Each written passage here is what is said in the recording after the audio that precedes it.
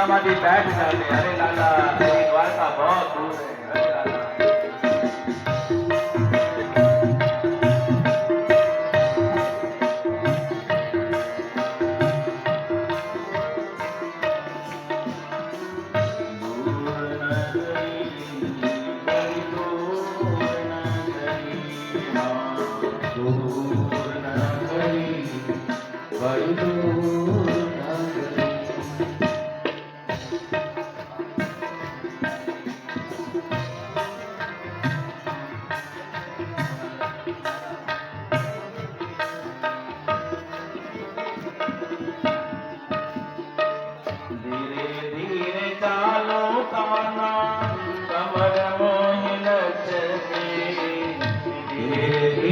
चालो काना कमर मोरी लज्जते, धीरे धीरे चालो काना कमर मोरी लज्जते, धीरे धीरे चालो काना कमर मोरी लज्जते। झटपट चालो तो झटपट चालो तो नजराई गजरी बड़ी दूर नजरी, हाँ दूर नजरी बड़ी दूर नजरी। सुदामा जी चलते चलते थक गए और महाराज अति थकान होने के कारण सुदामा जी वहीं बैठ गए। लाला तेरी द्वारका बहुत दूर है, लाला तेरी द्वारका बड़ी दूर है। सुदामा जी कन्हैया को याद करते करते बैठ गए। लाला तेरी इच्छा हो तो अब तू मुझे द्वारका बुला ले, कहीं ऐसा न हो कि तेरी द्वारका पहुंचते पहुंचते मेरा शरीर टूट जाए महाराज, तू मुझे अपने पास बुला ले। सुदामा जी को तो नींद आ गई। भगवान द्वारिका नाथ आज बड़े राजी है, बहुत खुश है, मेरा सुदामा आ रहा है, मेरा मित्र आ रहा है, अरे मेरा सुदामा मुझे मिलने आ रहा है। भगवान द्वारिका नाथ गरुड़ जी को बुलाते, गरुड़ जी जल्दी आओ। गरुड़ जी ने कहा प्रभु आज्ञा करिए। अरे मेरा सुदामा द्वारिका आने को निकला है, वो थक गया है, जाओ सुदामा को लेकर के जल्दी आओ। गरुड़ जी महाराज ने बैठे हुए सोए हुए सुदामा जी को उठा लिया, द्वारिका के बाहर ले जाकर सुलाया। और महाराज सुदामा जी की जैसे ही आंख खोली, सुदामा जी को लगा कि कहीं मैं आ गया हूं, ये कहां आ गया, मैं कहां पहुंच गया। सबको पूछने लगे सुदामा जी, अरे भैया ये कौन सा नगर है, द्वारिका कितनी दूर है, अरे माता बताओ तो सही मेरी द्वारिका कहां है। सुदामा जी सबको पूछते। लोगों ने कहा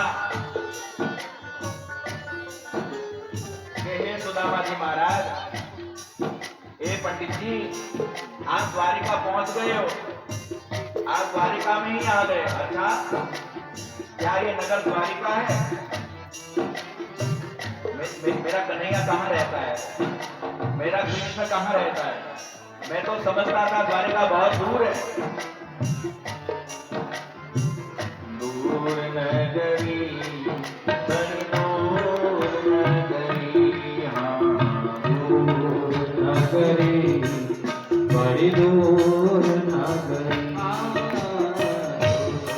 नगरी बड़ी दूर नगरी। सुदामा जी कहते हैं मैं तो समझता था कि द्वारिका बहुत दूर है, ये द्वारिका तो बहुत पास में लगती है। अरे मेरे कन्हैया का घर कहाँ है? द्वारिका वाले कहते हैं भैया यहाँ कोई कन्हैया नहीं रहता। अरे सुदामा जी कहते हैं नहीं नहीं मेरा कन्हैया द्वारिका का राजा है। अच्छा तो क्या आप द्वारिकाधीश श्री कृष्णचंद्र भगवान की बात पूछ रहे हो? सुदामा जी ने कहा हाँ जी हाँ, मैं कृष्णचंद्र भगवान के विषय में पूछ रहा हूँ। यहाँ तो कोई कृष्णचंद्र भगवान के सिवाय बोलता नहीं, यहाँ कोई कन्हैया नहीं कहता, यहाँ तो सब भगवान की जय जयकार करते हैं। अच्छा मेरे कन्हैया का महल कहाँ है? लोग बताते हैं वो जो सामने बड़ा महल दिखाई दे रहा है वही भगवान का अपना महल है, वो रुक्मणी जी का महल है, आप वहां जाइए। सुखदेव जी महाराज कहते हैं राजन आज भगवान को पंखा डाल रहे हैं और क्रूर जी महाराज हाथ जोड़कर खड़े, सात्यकी भगवान के सामने खड़े, सभी यादव भगवान की स्तुति गा रहे हैं। और भगवान कृष्ण ने जैसे ये सुना, द्वारपालों के मुख से कि कोई आया है, भगवान ने पूछा कौन आया है, कैसा है वो। द्वारपाल परिचय दे रहे हैं। धोती फटी सी लटी दुपटी, अरुपाय उपाहन की नहीं सामा।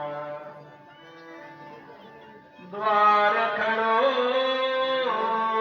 निज दुर्बल एक, बतावत आपनो नाम सुदामा। द्वार खड़ो द्विज दुर्बल एक, बतावत नापनो नाम सुदामा।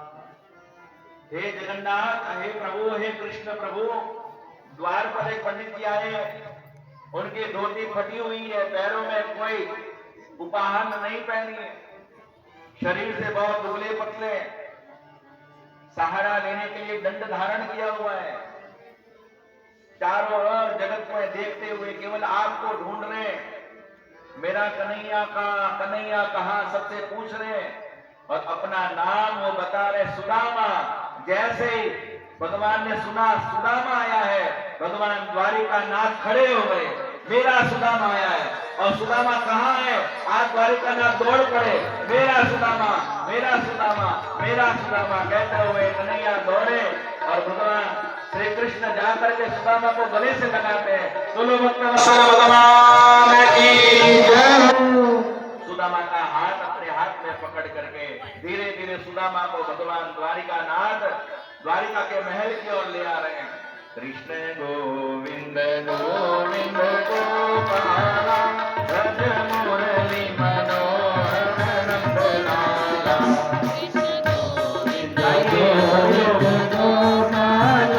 भज मुरली मनोहर नंदलाला। कृष्ण गोविंद गोविंद गोपाला, भज मुरली मनोहर नंदलाला। गोविंद गोविंद गोपाला, भज मुरली मनोहर नंदलाला। कृष्ण गोविंद गोविंद गोपाला, कृष्ण गोविंद गोविंद गोपाला, भज मुरली मनोहर नंदलाला। भज मुरली मनोहर नंदलाला। द्वारिका के महल में ला करके भगवान कहते हैं, सुदामा मेरे आसन पर बैठो, मेरे सिंहासन पर बैठो। सुदामा कहे नहीं नहीं नहीं, मैं नहीं बैठूंगा। सुदामा जी बैठने को तैयार नहीं, भगवान हाथ पकड़कर सुदामा को उठाते हैं, नहीं सुदामा, मेरे आसन पर आप बैठो। और परमात्मा श्री कृष्ण प्रभु सुदामा को अपना हाथ पकड़ा करके सुदामा को अपने आसन पर बिठाते हैं। सुदामा, अरे तुम जैसे ब्राह्मणों के आशीर्वाद से मैं द्वारिकाधीश बना हूं। भगवान द्वारिकानाथ अपने आसन पर सुदामा को बैठाते हैं और जगत का नाथ जगन्नाथ सुदामा के चरणों पर बैठ जाता है। और सुदामा के चरणों को देख करके भगवान द्वारिकानाथ कहते, रुक्मणी जल लाओ, ए सत्यभामा परात लेकर आओ, अरे जाम्बवती सुदामा की पूजा करो। भगवान की रानियां दौड़ पड़ी सुदामा की पूजा करने के लिए। देखी सुदामा की दीन दशा, करुणा करके करुणा निधि रोए। सुदामा के चरणों पर बड़े बड़े कांटे लगे, देख करके परमात्मा रोने लग गए।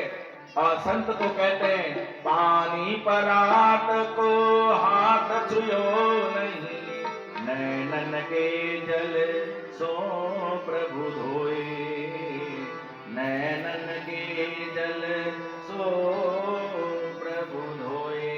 भगवान तो अपने नेत्रों के आंसुओं से सुदामा के चरण धोने लगे।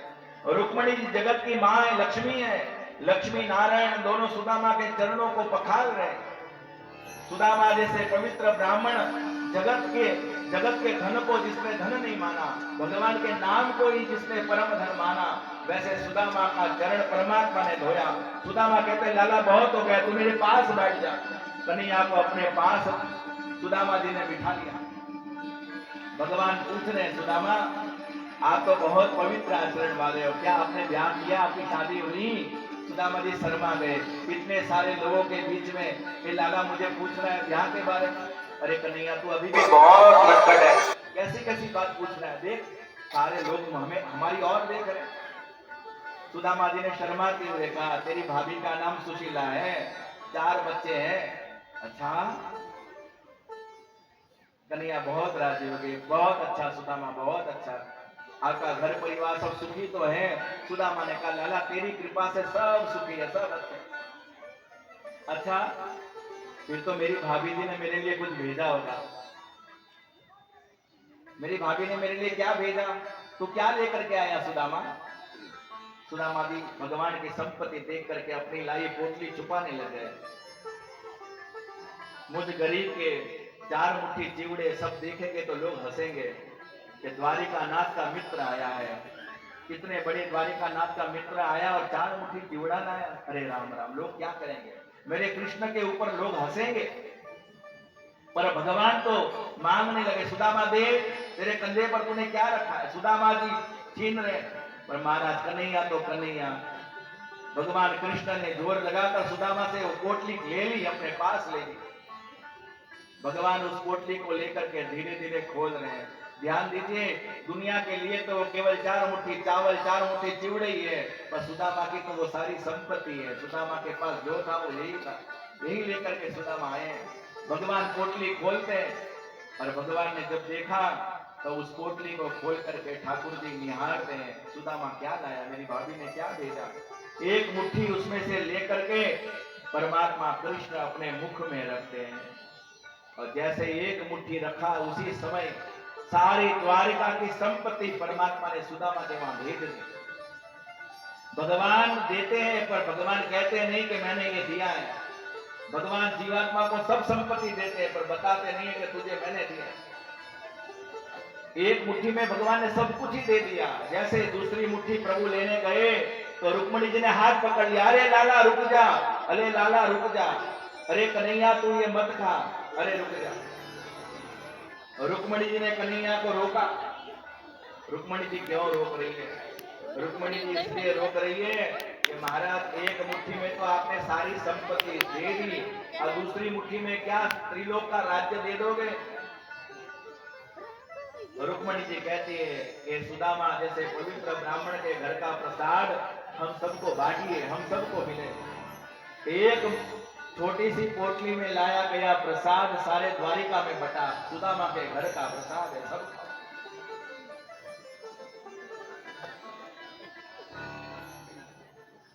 भगवान अपने परिवार जनों को बुलाते, आओ आओ जल्दी आओ, सब आओ। देखो सुदामा जैसे पवित्र ब्राह्मण आए, रुक्मणी सुदामा को प्रणाम करो। महाराज रुक्मणी जाकर के सुदामा को प्रणाम करती है। सुदामा जी आशीर्वाद देते हैं, सौभाग्यवती भव। भगवान की एक एक रानी आने लगी, आशीर्वाद लेकर के दूर चली जाती है। सबको सुदामा जी आशीर्वाद दे रहे हैं, आपका मंगल हो, आपका कल्याण हो, सौभाग्यवती भव। सौभाग्य सुदामा ये सब मेरी ही है। अच्छा सुदामा ये तो बता कितनी है? भगवान ने कहा 16,108 मेरी पत्नी है और एक एक के केवल 10-10 बेटा है और एक एक ही बेटी है, बस इतना ही परिवार है। सुदामा एक एक को तेरा आशीर्वाद मिलना चाहिए। सुदामा जी तो सुनकर के घबरा गए, अरे लाला मैं गरीब ब्राह्मण, दुबला पतला ब्राह्मण हूं, सबको बार बार हाथ उठाऊंगा, ऐसे करूंगा, मैं तो अभी थक गया। एक काम करने लाला, मुझे प्रणाम कर ले, आशीर्वाद दे दूं। और भगवान कृष्ण ही सुदामा जी को प्रणाम करते हैं। सुदामा जी आशीर्वाद देते हैं, मंगलम भगवान विष्णु, हे लाला तेरा मंगल हो, जगत में तेरी विजय हो, तेरी सदाई जय हो, तेरा सदाई मंगल। सुदामा जी को प्रणाम करके कन्हैया अपने आसन पर बैठते हैं। ध्यान दीजिए सज्जनों,